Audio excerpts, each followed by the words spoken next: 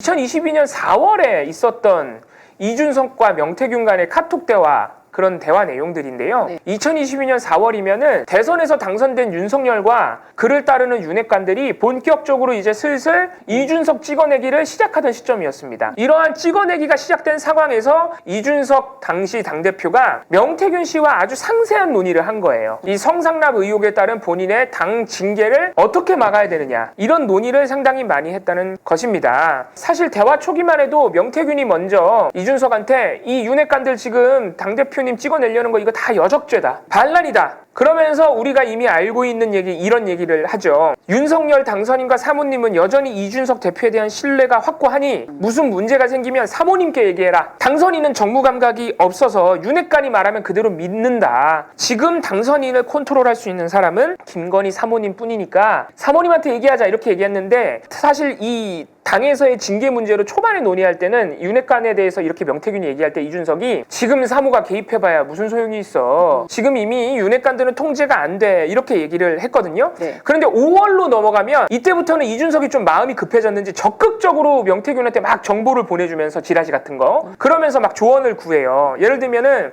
지금 윤핵관들이 나에 대한 윤리위원회를 지방선거 이후에 열어서 징계하고 8월에 전당대회 한다는 이런 첩보를 막 돌리면서 여론전을 하고 있어, 이런 거 미리미리 조져놔야 돼, 막 이런 얘기도 하고요. 5월 30일에는 윤석열이 이준석의 우크라이나 방문에 대한 계획을 보고를 받았지만 만나주지도 않고 거절해버렸다, 이런 보도가 나온 바가 있는데, 이준석이 명태균한테 이제는 대통령 정무수석실하고도 대화를 할 수가 없다, 막 이렇게 한탄을 하니까 명태균이 이런 얘기를 할 때마다 이준석한테 내가 알아봐드리겠다, 이렇게 계속 대답을 해줘요. 심지어 이준석은 윤리위원회의 상황까지 명태균한테 전달을 했습니다. 2022년 5월 3일에는 이양희 윤리위원장은 나를 징계해야 된다는 의견이래. 이제는 이양희도 못 믿어. 왜냐하면 이양희 윤리위원장 본인이 임명했거든요. 근데 본인을 징계한다는 거예요. 그랬더니 명태균이 김종인 비대위원장께서 지금 확인했습니다, 내가 챙겨보겠습니다, 이렇게 했지만 결국에 상황은 나아지지 않았고요. 2022년 6월이 다가오면서 징계가 거의 확실시되는 상황이었죠. 이때 명태균이 이준석에게 남긴 말이 의미심장합니다. 어떤 일이 벌어져도 대표님을 지켜 대통령을 꼭 만들어드리겠다. 내일 김종인 대표 만나러 간다. 그러자 이준석이 사장님 감사합니다, 이런 얘기를 합니다. 그러니까 이게 무슨 범죄 혐의점을 우리가 얘기하는 게 아니고요. 본인의 당대표에 대해서 이렇게 긴밀하게 명태균하고 소통할 정도로 명태균하고 상당히 가깝고 사실상 멘토 역할을 했다는 것이에요. 우리가